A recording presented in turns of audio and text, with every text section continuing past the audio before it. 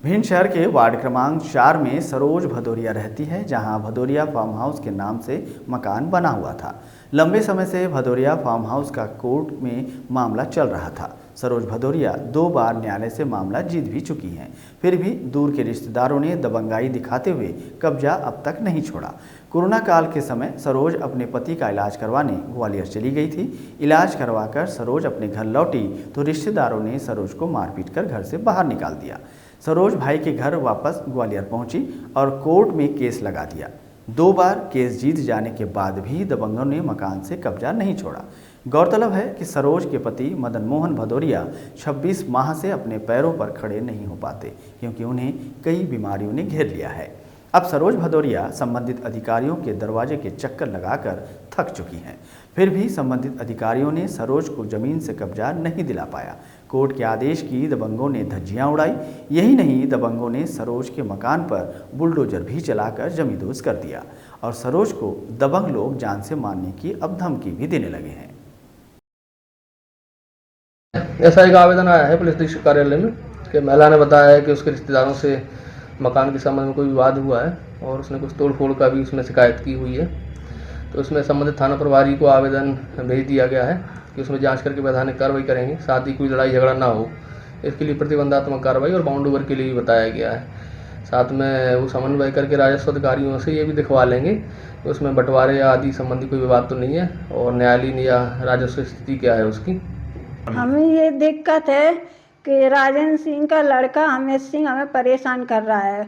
हमारे सन 78 से हमारे ससुर जी ने वहाँ मकान बनाया था। आर्मी में रिटायर होके आए तो उन्होंने भिंड में भदौरिया कृषि फार्म रामेश्वर मंदिर के पास वहाँ बनवाया।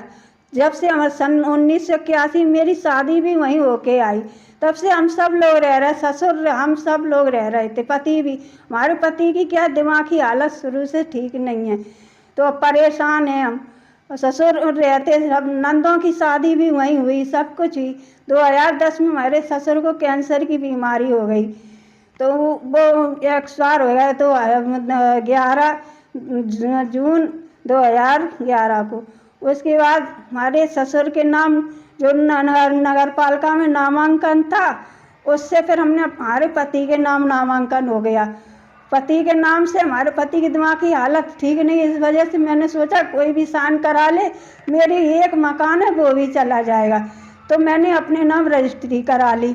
अपने नाम रजिस्ट्री करा के नगर पालिका में नामांकन भी हो गया। 2013-14 हमने टैक्स भर दिया।